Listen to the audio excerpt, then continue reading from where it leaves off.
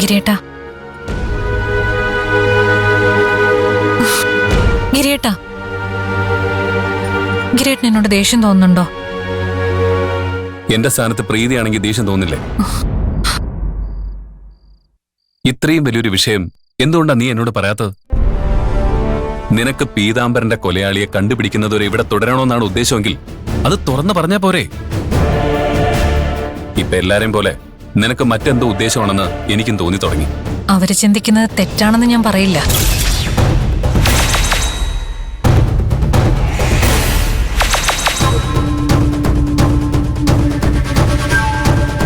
എനിക്ക് ഗിരിയേട്ടന്റെ കൂടെ കുറച്ച് സമയം കൂടി ചെലവഴിക്കാൻ വേണ്ടിയാ ഞാൻ കാനഡയിലേക്ക് പോവാത്തത്. നീ എന്തൊക്കെയാ ഈ പറയുന്നേ? സത്യം, ഇത് മഞ്ജു അറിഞ്ഞ കൂടുതൽ പ്രശ്നമാവെന്ന് കരുതിയാ ഞാൻ അച്ഛന്റെ കാര്യം പറഞ്ഞത്. അവള് പോലീസുകാരിയല്ലേ, ഞാൻ പറഞ്ഞ നുണയാണെന്ന് അവൾക്ക് മനസ്സിലായി കാണും.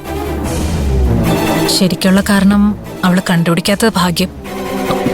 നിനക്കിത് തമാശയാണോ? ഇതെന്റെ ജീവിതമാണ്. എന്റെ കുടുംബത്തിന്റെ മനസമാധാനം വെച്ചിട്ടാ നീ കളിക്കുന്നത്. ഗിരിയേട്ടൻ എന്നു മുതൽ ഇത്രയ്ക്ക് സ്വാർത്ഥനായത്? എന്റെ ജീവിതം, എന്റെ കുടുംബം, എന്റെ മനസമാധാനം. ബാക്കിയുള്ളവരെ കുറിച്ചുകൂടി ഒന്ന് ചിന്തിച്ചൂടെ?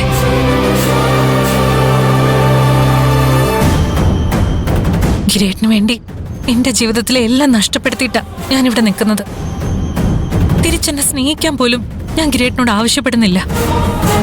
ഗിരിയേട്ടനെ കുറച്ച് സമയം മാത്രമേ ഞാൻ ചോദിച്ചിട്ടുള്ളൂ. അതെങ്കിലും എനിക്ക് തന്നൂടെ?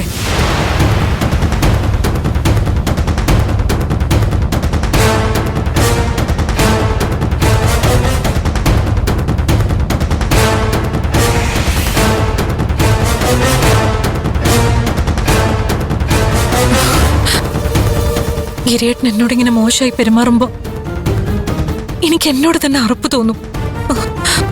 നമ്മൾ തമ്മിൽ അന്ന് നടന്നതെല്ലാം വലിയൊരു തെറ്റായി തോന്നും. പ്രീതി, പ്ലീസ് കരയരുത്. മഞ്ജു മോളിലുണ്ട്, അവള് കേട്ട ആകെ പ്രശ്നമാവും. അപ്പോഴും ഞാൻ കരയുന്നല്ല ഗിരിയേട്ടന് പ്രശ്നം, മഞ്ജു കേൾക്കുന്നുള്ളതാ. അങ്ങനെയല്ല പ്രീതി.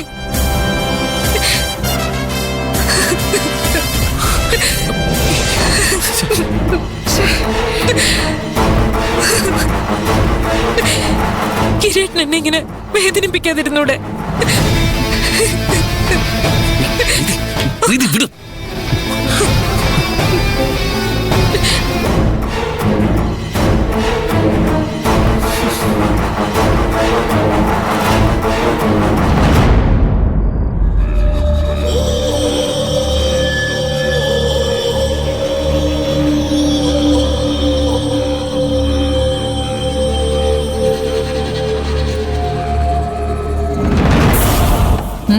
എന്താ ദേഷ്യത്തില് നോക്കുന്നത്? എല്ലാം ഒളിഞ്ഞു നിന്ന് കേൾക്കായിരുന്നല്ലേ? അവരെ മനസ്സമാധാനത്തോട് ജീവിക്കാൻ സമ്മതിച്ചൂടെ? ഗിരിയേട്ടന് നല്ല മനസ്സമാധാനം കിട്ടും. മഞ്ജുവിനെ ഒഴിവാക്കി എന്നെ സ്വന്തമാക്കിയാൽ മാത്രം മതി. അത് പ്രതീക്ഷിച്ചാണ് നീ ഇരിക്കുന്നതെങ്കിൽ നീ മൂത്ത് നിറച്ചു പോത്തേ ഉള്ളൂ. ഗിരി ഒരിക്കലും മഞ്ജുവിനെ ഉപേക്ഷിക്കില്ല. അതെനിക്കും അറിയാം. പക്ഷേ മഞ്ജു ഗിരിയേട്ടനെ ഒഴിവാക്കുന്നൊരു സാഹചര്യം എനിക്ക് എളുപ്പത്തിൽ ഉണ്ടാക്കാൻ പറ്റുമല്ലോ. ഞങ്ങളുടെ ഫോട്ടോസ് ഒന്ന് അയച്ചു കൊടുത്താൽ മാത്രം മതി. അതോടെ ഈ ബന്ധം തകരും.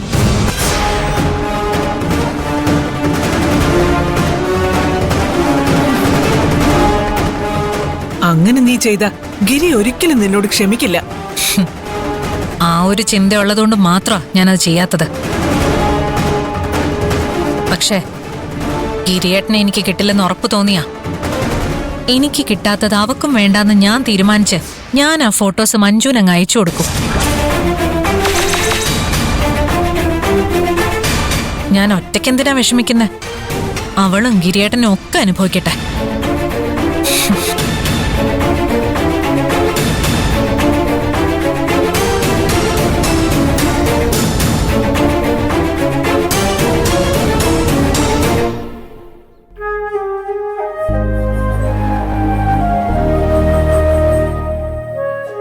സ്വപ്ന പറഞ്ഞതനുസരിച്ച് ഗോപാലൻ പോലീസിന് നൽകിയ മൊഴി കള്ളോ? പീതാംബരം മരിച്ചപ്പോ അയാൾ ഓഫീസിൽ ഉണ്ടായിരുന്നില്ല. അയാളല്ലെങ്കിൽ എനിക്ക് സംശയം ഉണ്ടായിരുന്നു. മാധവൻ സാറിന്റെ കൊലപാതകത്തെ സംബന്ധിച്ച സത്യങ്ങളൊക്കെ അറിയാവുന്ന ഒരാളാണ് മരിച്ചത്. ഗോപാലൻ അതിൽ പങ്കുണ്ടെന്ന് മനസ്സിലാക്കാൻ സാമാന്യബോധം പോരെ? അന്വേഷണം കൂടുതൽ പുരോഗമിക്കാൻ പോകുന്നതിന് മുമ്പ് പോലീസിന് പറ്റിയ 2 പ്രതികളെ കിട്ടിയല്ലോ. എനിക്കെതിരെ കൂടുതൽ തെളിവുകൾ ഉള്ളതുകൊണ്ട് ഞാൻ പെട്ടുപോയി. ഗിരിയേട്ടൻ രക്ഷപ്പെട്ടു. ഗോപാലൻ ആ സമയത്ത് എവിടെയായിരുന്നു എന്ന് ഞാൻ കൂടുതൽ അന്വേഷിക്കാം. മഞ്ജുവിനോടും പറ്റുന്ന സഹായം ചെയ്യാൻ പറയാം. വക്കീലിന്റെ ഇഷ്ടം പോലെ ചെയ്തോ. പിന്നെ ഒരു കാര്യം പ്രത്യേകം ശ്രദ്ധിക്കണം. വക്കീൽ അന്വേഷണം നടത്തുന്നത് ഗോപാലിന് അറിയാതെ വേണം. കഴിഞ്ഞ തവണത്തെ പോലെ അവര് വന്ന് തല്ലുന്ന അവസ്ഥ ഉണ്ടാക്കരുത്. അങ്ങനെയുള്ള ഉറപ്പൊന്നും തരാൻ പറ്റിയൊന്നുമില്ല. ഇങ്ങനെയുള്ള പരിപാടിക്കൊക്കെ ഇറങ്ങിത്തിരിക്കുമ്പോഴേ കുറച്ചൊക്കെ കൊള്ളാനും കൊടുക്കാനും ഒക്കെ തയ്യാറായി വേണ്ടേ തുടങ്ങാൻ. താൻ പേടിക്കൊന്നും വേണ്ട. വക്കീലിന് അങ്ങനെ പറയാം. വക്കീലിന് എന്തെങ്കിലും പറ്റിയ ഒന്ന് ഓടി എത്താൻ പോലും എനിക്ക് പറ്റില്ല. നീ ടെൻഷൻ അടിക്കല്ലേ മോളെ. നിന്റെ വക്കീലിനൊന്നും പറ്റാതെ ഞാൻ നോക്കിക്കോളാം. അക്ഷര ചേച്ചി എന്ത് ചെയ്യാനാ? പഴയ പ്രതാപമൊന്നും ഇല്ലെങ്കിലും ഞാൻ വിചാരിച്ചാ ഇപ്പോഴും നാട്ടിൽ ചിലതൊക്കെ നടക്കും. ചേച്ചി,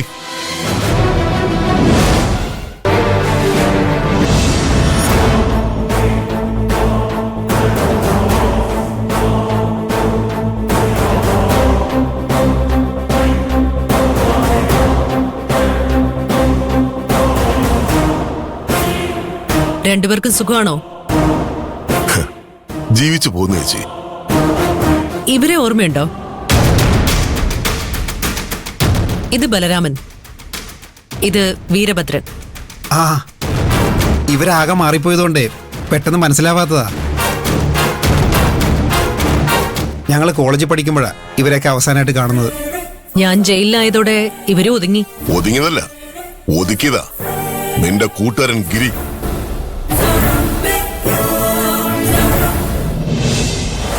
അവനാ ഗോപാലിന് വേണ്ടിയാ ഞങ്ങളെ ഒതുക്കിയത്. ചേട്ടാ, അവനോട് ദേഷ്യവും തോന്നരുത്. അവനൊരു പാവാ. അവനോട് ഞങ്ങൾക്ക് ബഹുമാനം മാത്രമേ ഉള്ളൂ. അവൻ ഞങ്ങളെ തോൽപ്പിച്ചത് നേർക്ക് നേരെ നിന്ന് തല്ലിയിട്ടാ. അവൻ ശങ്കറിന്റെ ചോര തന്നെയാ. ഞങ്ങളെ പലതവണ ഗോപാലിനെ തീർക്കാൻ ശ്രമിച്ചത്. കർണന്റെ കവചം പോലെ ഗോപാലിനെ ഗിരി സംരക്ഷിച്ചു. എന്നാ ഇപ്പൊ ഗോപാലന് ആ കവചം നഷ്ടപ്പെട്ടു. ഗിരിയും ഗോപാലനും തമ്മിലാകുന്നു. അതുകൊണ്ടാ നിങ്ങളെ ഞാൻ തിരിച്ചു വിളിച്ചത്. ഇനി നമുക്ക് ഈ നാട് തിരിച്ചു പിടിക്കണം. ഇല്ലെങ്കിൽ ഗോപാലൻ ഇവിടെയുള്ള എല്ലാവരെയും മുടിക്കും. ഞങ്ങൾ എന്തിനാണെങ്കിലും ചേച്ചിയുടെ കൂടെ തന്നെ ഉണ്ടാവും. ഞാനൊരാളായി കൂടെ ഉണ്ടാവുന്നേ ഉള്ളൂ. മുന്നിൽ നിന്ന് കളിക്കാൻ പോകുന്നത് ഇവളായിരിക്കും. മഹിമയെ അറിയാമോ? മഹിമയെ കുറിച്ച് നാട്ടിൽ ആർക്കാ അറിയാത്തത്? ഗിരി കൂടെ ഉണ്ടായിട്ടും ഗോപാലിനെ തോൽപ്പിച്ച മിടുക്കിയല്ലേ.